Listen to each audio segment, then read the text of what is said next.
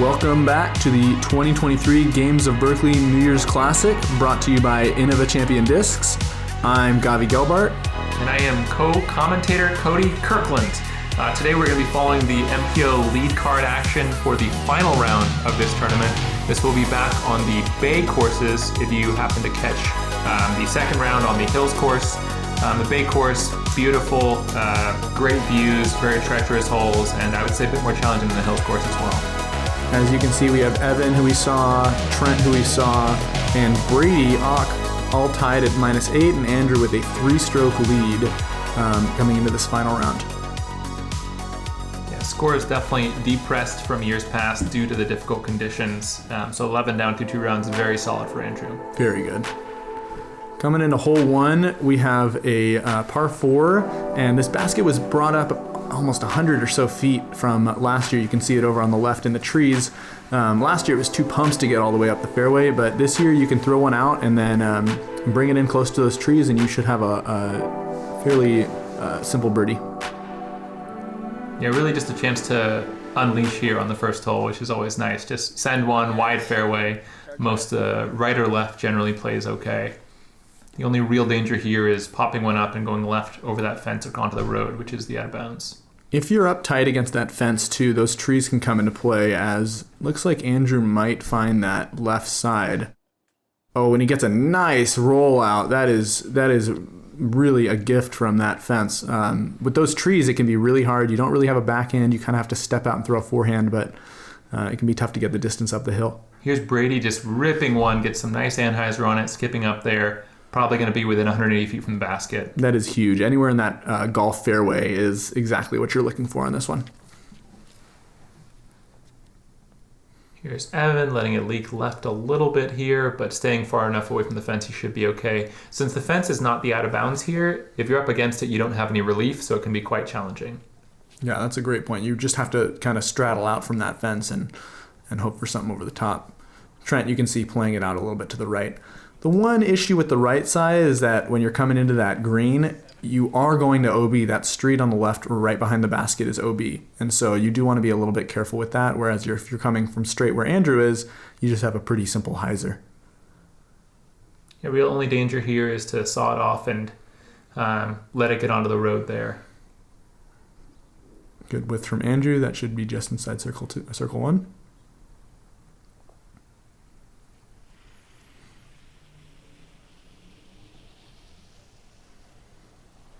Good shot by Evan as well. Probably similar distance, maybe 25, 28 feet for birdie there. You can see Trent's kind of looking at OB. He swings it out wide as well. Great shot from Trent. Yeah, as you can perhaps hear, the ground is quite wet here as well. He's sloshing around out there. Very good shot. Yeah, very sloshy. Brady just a little bit early, but even with that, his drive was so good, he's still in position for the birdie. We'll see what he can do on this putt. Yeah, never good when you're the next one out after you're the last one to throw the approach shot. Does not feel good. A little humiliating to walk up to your lie.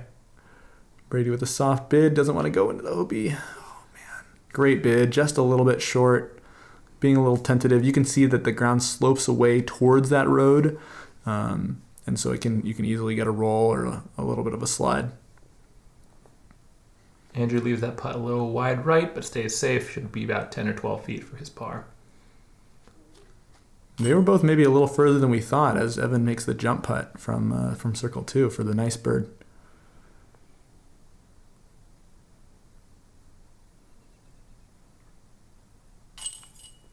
Oof. And Andrew with a dead center spit out there off the pole. That was a great putt. Mach 5s don't tend to catch spin putts that are fast and dead in the heart on occasion, so he was the victim there, but a great putt from him. He'll have to ignore that and move on. Yeah, you could see his expression after that of a little bit of frustration, but kind of, sardonic. Sometimes that just happens in the round, and you have to keep playing, and that stroke feels really bad, but there's more holes to go. That allows Evan and Trent to get within one of the lead immediately. Only one off Andrew's 10 under now. Yeah, 3-stroke game now becoming a 1-stroke game as we move into hole 2, which is a big hole, about 400 or so feet. And it is a it is a pump to get to this basket. You can go straight through these trees, or you can try to go something over the top. The over the top takes about 500 feet of power on hyzer, whereas this low shot could leak out to the left. You have some OB just on the left where you can't see, and a little bit of a precarious green. See how they play it. Very demanding hole. OB way right, OB way left, and to get a birdie look, you have to throw an excellent shot. Trent going the wide route. Nice straightness here. Let's see if the distance is perfect. He has to get over that tree, but then in front of the back trees. And it looks like he does that and is in birdie position, probably about 40 feet from the basket. You honestly cannot throw it much better than that on this hole. Here's Evan taking the low line. If he can get a cart pass skip, that would be ideal. Lands just short of it. So he'll be about 80 feet from the basket, probably a layup with a treacherous green. Super easy up and down from there. But it is a very tough putt to run with the green sloping away.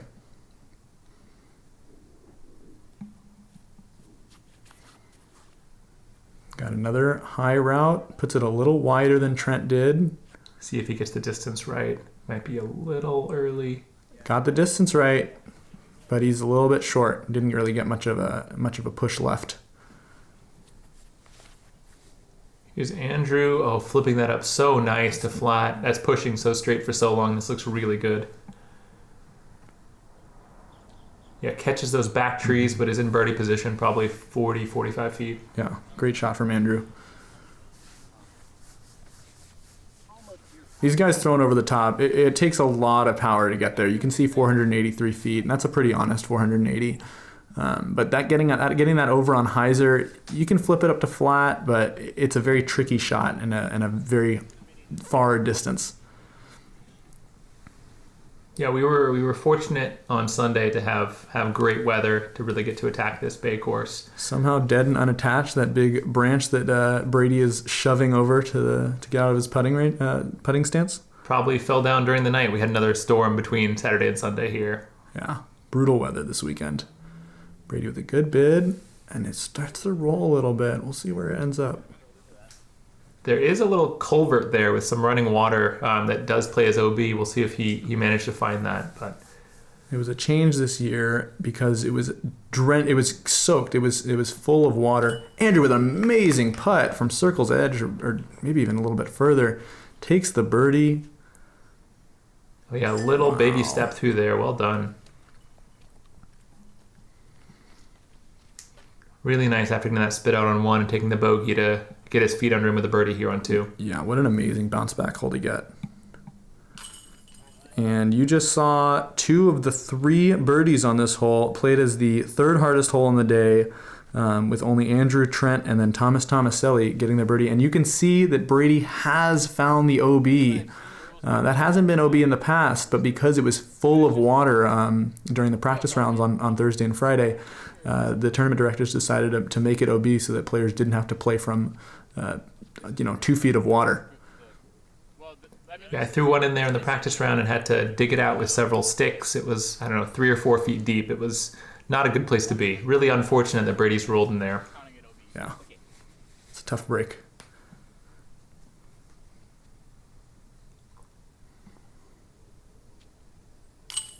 Great confident putt. It can be really frustrating after something like that happens. And I don't even know if it's worth it to probably not get the call to get my feet wet. As you can hear him talking about not getting his feet wet. It's just so centered in there. I'm just gonna whatever. But it is marked. They won't give it to me. Tough result for Brady there.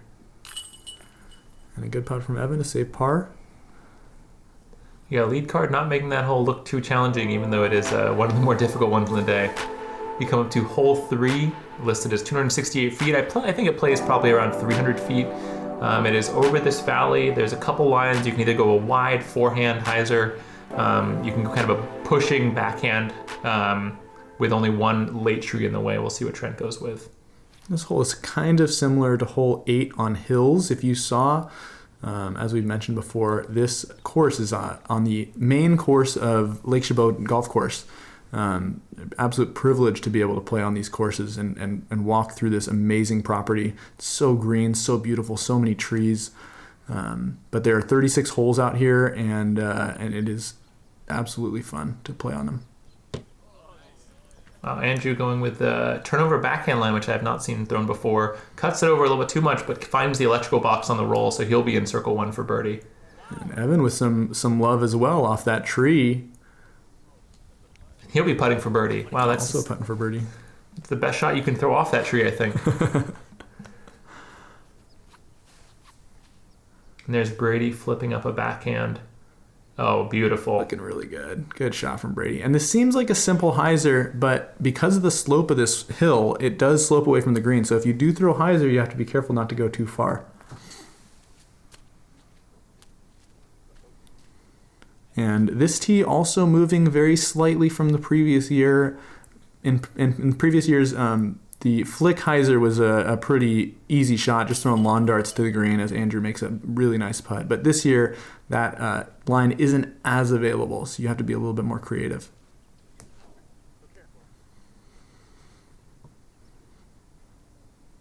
Brady with a nice birdie. I think we're going to see 3 birdies here from the lead card with Trent closest to the basket of maybe 12 feet. Yeah, it was a great set of drives from them. Nice bounce back from Brady after that tough break on hole 2.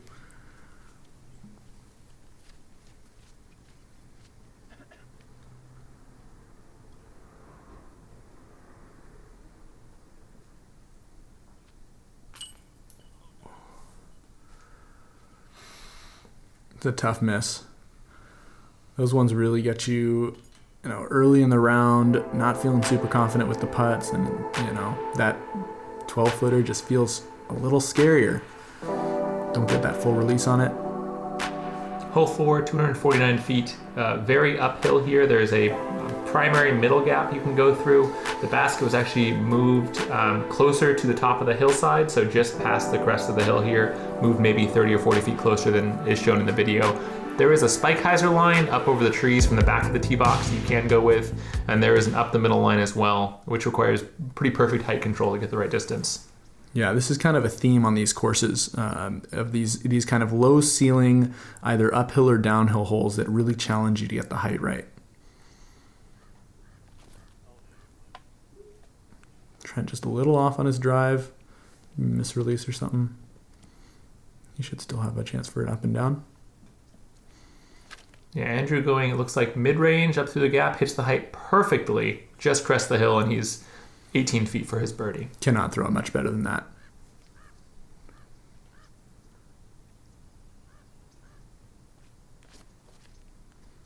Really nice shot by Brady there as well, skipping over the hill. I like the change to this hole this year. I think it made it a lot more accessible to go up the middle.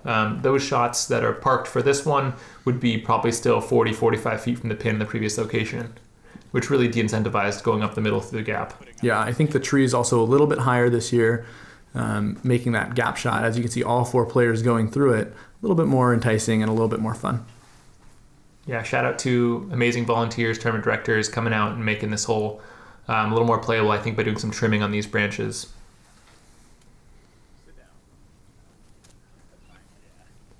It's a solid shot from Trent. In a tough position, as you can see, from a knee, still having to get through that gap just to get up the hill.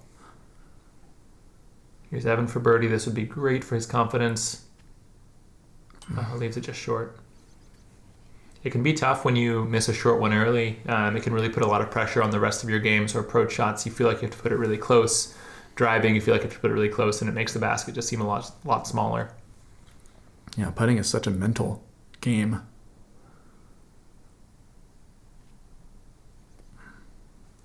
There's Trent just pulling his par putt there just to the right of the basket.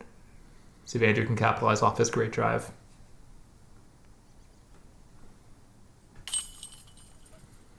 Dead in the center, well done. Great birdie. And Brady deciding to prove me wrong. Andrew's amazing drive was one-upped by him as he essentially taps in his birdie. A couple of nice birdies on this one. Yeah, and Andrew's solidly off to the races after the spit out on one, leading the bogey. He's got the last 3 in a row. I'm sure he's feeling confident in the round now, not worried about any lead and any nerves that might come with that. Yeah, honestly, impressive that he was able to bounce back from that so well. 3 straight birdies after that. And now he's 3 clear of the card, 3 of Trent, 4 on Brady, and 5 on Evan. Hole 5 is a par 4, 516. The distance is not the challenge here, as there's OB all along that left side where those stakes are, and then a green and a bunker in the middle as well. You can play something out to the right so that you stay away from the OB, but it is also on a slope, and so you might trickle down. As you can see from the fly-through, the tree that was up next to the basket is a lot more trimmed, and so it's not nearly as much of an obstacle as it has been in the past. Andrew opting to go up the right side here. That path is not OB, so he's playing to the safe side and gets the angle well. He should be 200 feet or so to the basket, maybe a little less. Oh my god, I literally did the same thing yesterday. Yeah. Maybe not what Brady was aiming for, but honestly, not a bad spot to be.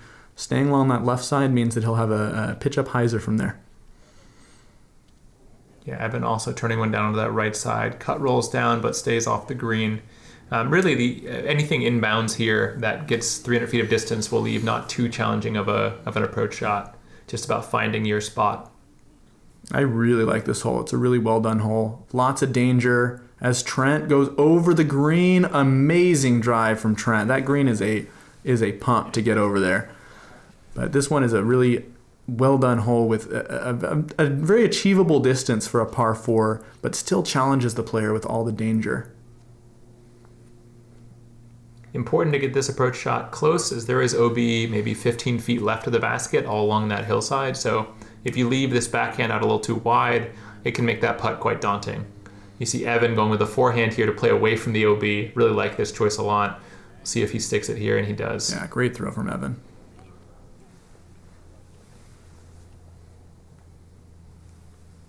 Andrew with kind of a long throw putt here. Looks like it comes out a little early, kisses off that tree, gets a good kick, and is going to be in C1 for his birdie. That's a long jump putt.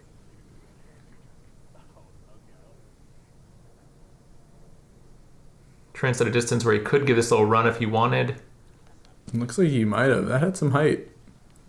That disc looks like it's seen better days, but I'm guessing it's his go-to approach disc for that reason. Yeah, very beat in, very loved disc. And Brady makes a nice putt. That stance is actually a little bit tricky depending on where you are, because there's a little bit of a mud puddle, or not a mud puddle, but lots of mud and tough footing in that area.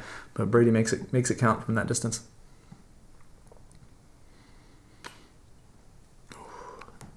Andrew just a little low. Hole 5 playing actually as the 3rd easiest hole on the day, with lots of birdies to be had, but that danger can come in and make that putt just a little bit scarier, because you're looking straight at OB when you putt it. There's Trent tapping in his birdie. Well done. Bounce back there from the bogey on hole 4. And Evan tapping in as well.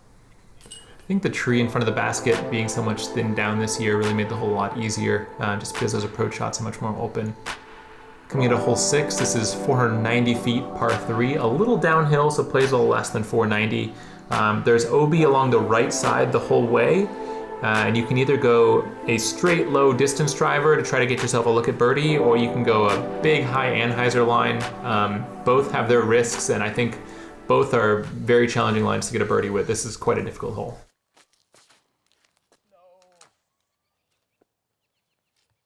Brady just a little high off the tee, and he'll have some work to do to save his par. And there's the high anhyzer line from Evan. Looks like it's a little too low to get back all the way. Oh, but it skips across the cart path, and you might have a look there, maybe from 50, 60 feet, maybe 70 feet. I don't know if you'll want to run that. Yeah, this green can be treacherous because of that slope, and as Cody said, it does go into OB on the right side. This Trent needs to hook up. Oh yeah. We'll see what happened there. Couldn't quite see the disc, but we'll see what happens. The card is saying that it came back in, which is quite impressive considering it looked like he just sent it straight towards the OB. Andrew gets this flipped up. Oh, beautiful line by Andrew. And a good skip on the cart path. If you do play that cart path, you can get that nice skip up towards the basket, and that distance is a little bit more achievable. But then you're running something from up high, and it's a little bit sketchy. We'll see if he wants to run that. He's probably only 40, 45 feet for a birdie here, which would be, again, a very rare birdie to get. Brady plays a nice shot over to the pin. Should have something around that tree for his par save. Normally, I just think of just the shot, but I also had to worry about not slipping. Yeah, Trent came all the way back in here, I guess, on the right side. Now he's left with a pretty obstructed upshot here. Oh, over the top. What a creative shot. And he puts it pretty close. Wow. Very impressive shot with that downed tree right in front of him. Evan had some interest there, was running that, but kept it safe on the left side, kept it away from the OB on the right. Glad to not be hitting metal if you're not going to make it. Yeah, those metal hits can turn into rollaways so fast.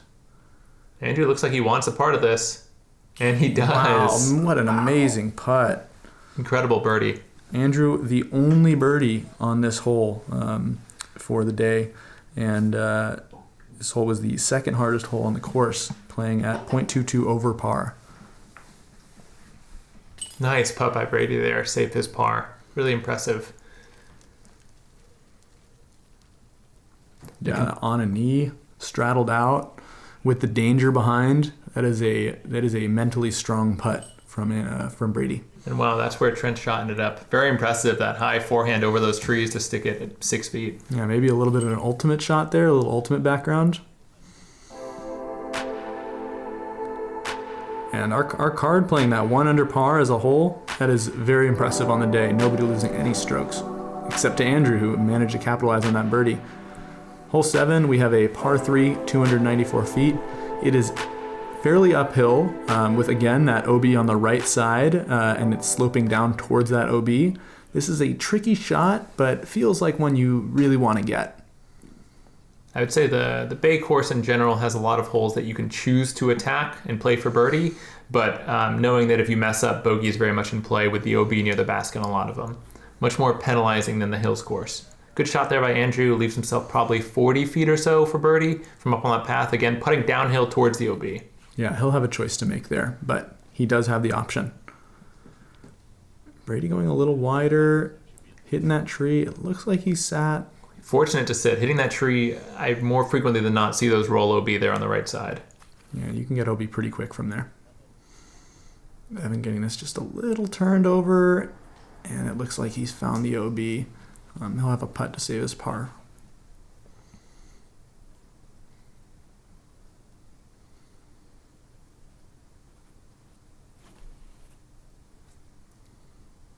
Trent getting some turn on this as well. Looks like he's tracking towards that right side.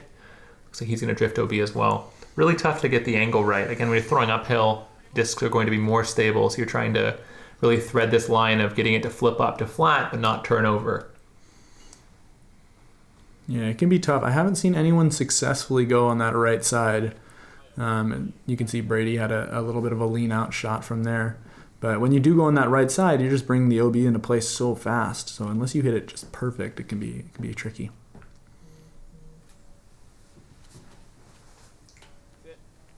Evan leaves that par putt just short, but it does stick, doesn't roll away. And here's Andrew from up above. We'll see. I'm guessing he's going to be brave based on what we've seen. Oh my gosh, he is on fire right now. Just hearts it. I believe that's 5 birdies in the first 7 with a missed C1 putt. Yeah.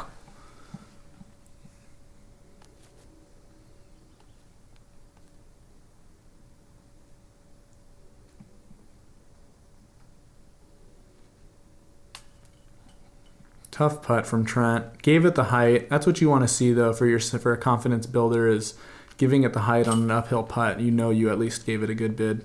He did that reach down that looked like I think he made it. I think he thought he made it, and it looked good, but yeah, catches just high. And Andrew has really opened up a lead here. But one thing you could see when Evans hit the metal is it really wanted to stand up. And once those discs stand up on these hills, you're going to see a few holes that it might roll away.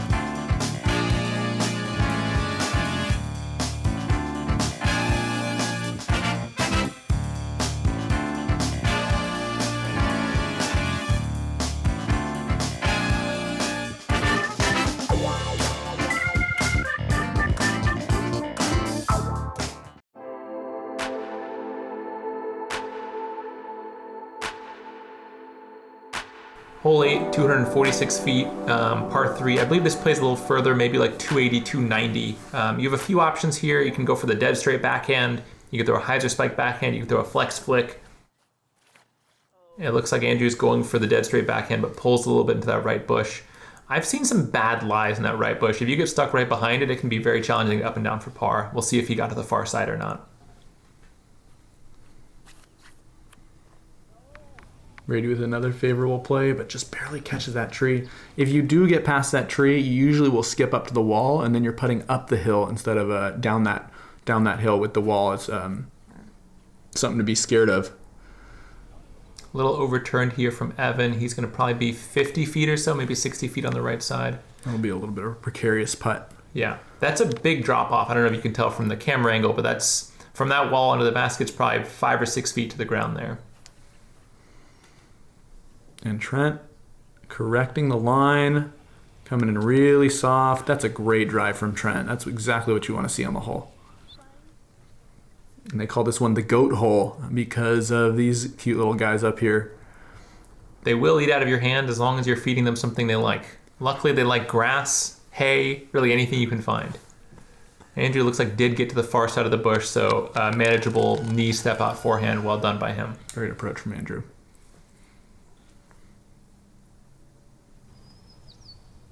Brady kind of has the option to freely run this since it's no danger behind the basket. Brady is pretty threatening from this range, 60 to 70 feet. He will make one or two of those every round, it seems. And Evan choosing to lay up, even though he was that close, it's just that drop off that Cody's talking about is so scary. It can really get in your head. And if you do miss, if you do airball, you might go 30 to 40 feet with an uphill putt. Great drive, great putt there by Trent, taking the birdie. It's a good hole to get. Yeah. Hole 8 playing somewhere in the middle of the pack. We did see some birdies, but not too much danger on it, so people aren't taking too high of a score. Yeah, unlike the Saturday of this tournament, Sunday was very nice weather. Still the ground was wet but dry, and so I think the chance for 3 putting and bogeys went down significantly. Coming into hole 9, we have a par 3. It's 291 feet. That right side over the logs is OB along those stakes, but the hole it's a simple tunnel shot. You can make it simple. You got a low ceiling, or you can take some other lines that might seem some more creative lines. There is a spike hyzer over the property line, and there's a flick out wide to the left. We'll see what players decide to do on it.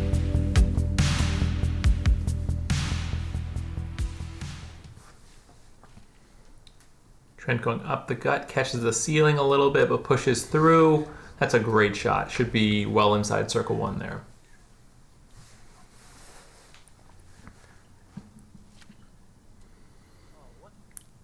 Andrew getting that a little turned over and then deciding to block the camera because he didn't want us to see that shot. I respect that choice. We'll see what happens with that tree. Sometimes it can give you a little love and kick you back in, but he didn't look too pleased with that shot. I think he was surprised to see that disc flip. I think he expected it to hold dead straight for him. Yeah. Maybe might be a defective disc, might be something for him to look into. Yeah, that's the strategy as a pro. You got to blame your discs. Anything to divert blame keeps your confidence up. Good shot by Evan there. A little low, probably going to be in circle 2.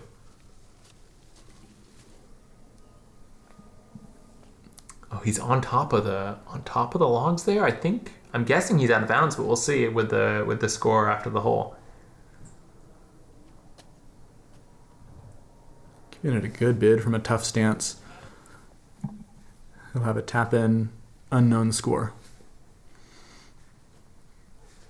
Evan keeps leaving himself just outside the circle here, 35 or 40, so it's been tough for him to get any momentum going if you can't string together those putts. Yeah. If you put yourself in the 20-25 range more, it can make those putts seem a lot easier if you have some makes to go with them. Oh, and Trent just chaining out. One thing that I noticed about this hole is that Evan's drive was a little low, and then a few like Trent's drive was a little high, and so it does really challenge you with the height. The distance, the line, not too tricky, but getting that height right so you don't leave yourself short or fade off to the left can be pretty tricky.